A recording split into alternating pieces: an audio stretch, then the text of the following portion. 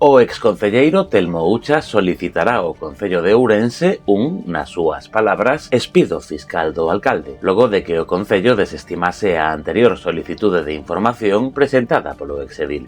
Este sería o paso previo á presentación dunha demanda xudicial. No documento ao que tivo acceso Noticias Dispersas, asegúrase que é fundamental coñecer ata o último detalle da facturación como autónomo do alcalde de Ourense, as súas declaracións trimestrais que inciden directamente nas actividades incompatibles co cargo, así como coñecer en concepto de que se factura. Yo entiendo que es totalmente compatible lo que hago yo porque, una, es la administración de patrimonio personal y dos, también se permite tener actividades creativas, dar conferencias, escribir un libro, todo eso se puede hacer al mismo tiempo que ser alcalde de Ourense. Nosotros entendemos que el partido, ya lo dije mil veces, Democracia Orensana, gasta los recursos como considera y lo más eficaz es gastarlo, entendemos, mediáticamente en una televisión con tanta audiencia como tiene AureTV. Ha funcionado y entendemos que es lo mejor.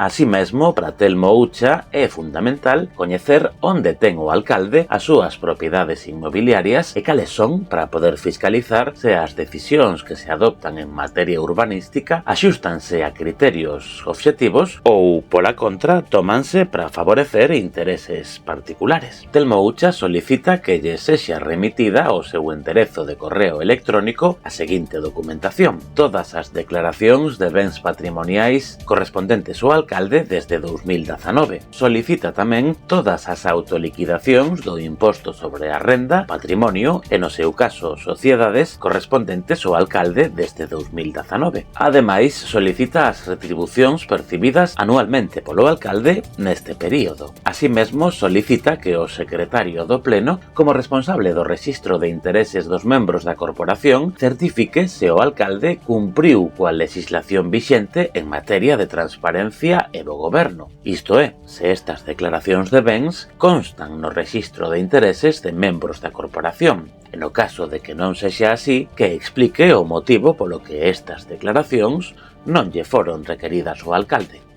Ou eres alcalde ou te dedicas a outra cousa. Os alcaldes non suelen facturar directamente co seu nombre e apellidos aos partidos políticos. Teñen unha televisión, unha imprenta ou un carrito de helados. Gonzalo, estou convencido de que todos os ourensáns querrán saber por que non pediche a compatibilidade destas dúas cousas ao inicio do mandato. Tes a oportunidade de explicalo hoxe. Pódelo fer si queres e se non, evidentemente. Tiñan maioría e seguro que tiñas o voto a favor. Solicito do Pleno o seu voto a favor de que o alcalde renuncie ao seu sueldo municipal e que devolva todo o cobrado máis a seguridade social pagadas por o Concello, entre outras cousas, para non sentirnos tan estafados. Más los intereses. Ustedes utilizan lo que es una falacia, que yo le llamo así, de efecto parcial, coger un trozo a medio. Entonces dice, usted se queda con dinero del partido. No, yo facturo unos contenidos que son tremendamente rentables para el partido.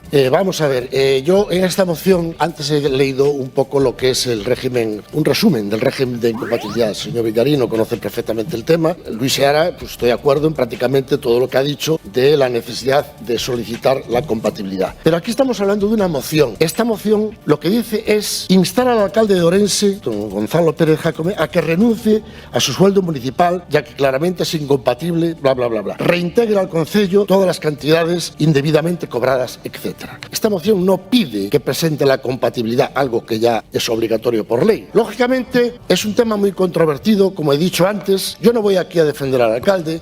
Case 3 anos despois, o alcalde continúa sen solicitar esta compatibilidade que exixe a lei. ¡Tócate los cojones! En fin, Ourense. Foi todo. Seguiremos informando.